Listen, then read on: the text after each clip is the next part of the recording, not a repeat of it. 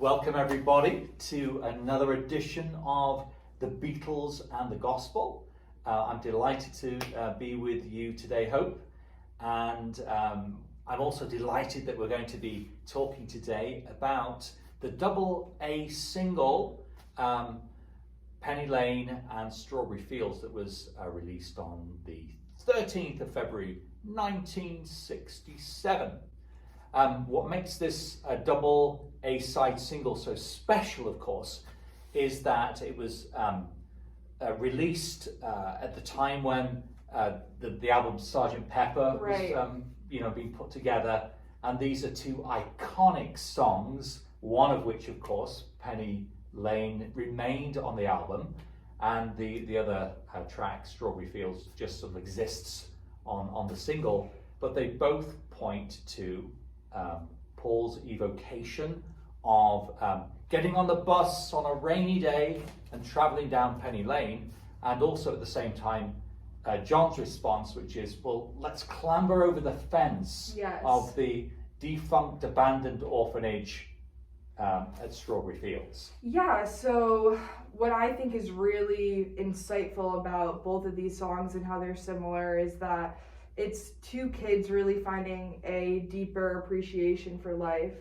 and kind of within that deeper appreciation, their childhood spark is coming out and coming to life.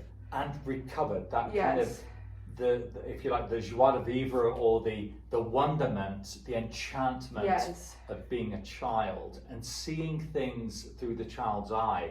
And I think both Paul and John invite us to go on a journey with them to see things afresh. So on the one hand, the color, the volume, the imagery is sort of turned up real bright on Penny Lane.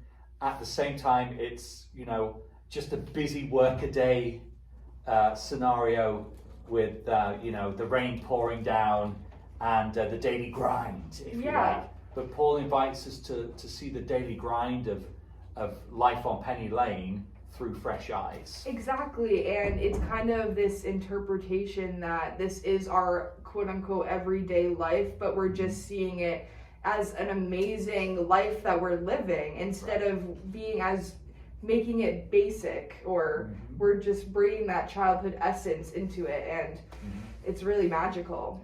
I love that.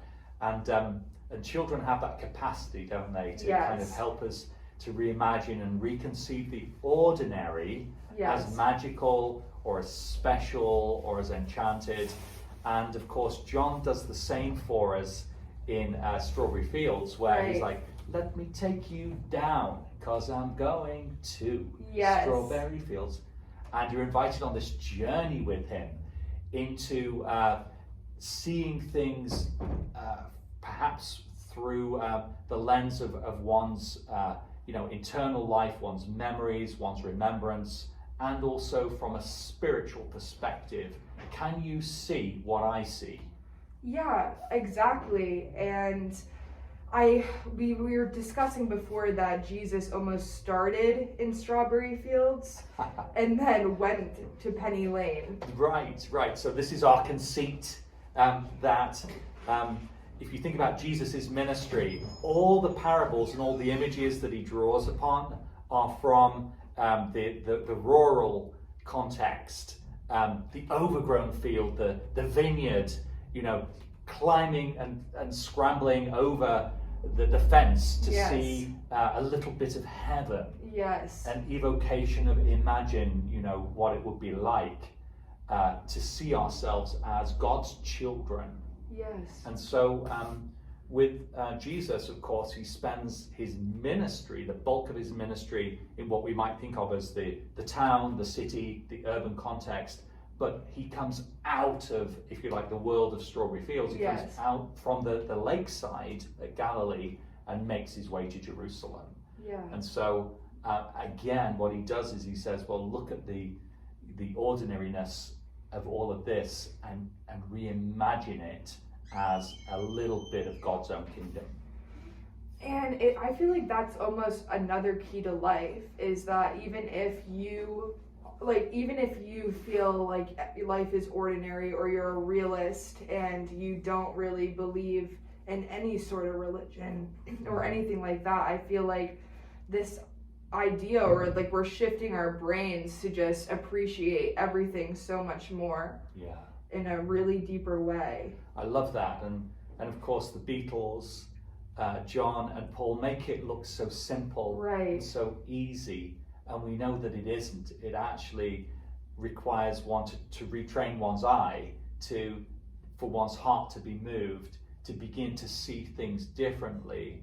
And I think the genius of the Beatles at that time is that they were basically saying, well, what you need to do is to view the world through the lens of love, and to begin to fall in love again with the world as it is, not just how you want it to be.